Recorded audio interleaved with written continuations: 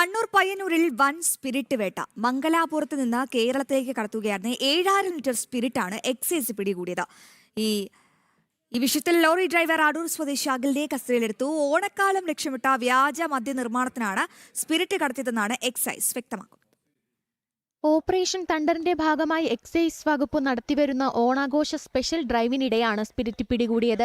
രാത്രി 12:15 പെരുമ്പയിൽ നടത്തിയ പരിശോധനയിലാണ് ലോറിയിൽ കടത്തുകയായിരുന്ന സ്പിരിറ്റ് പിടികൂടിയത്.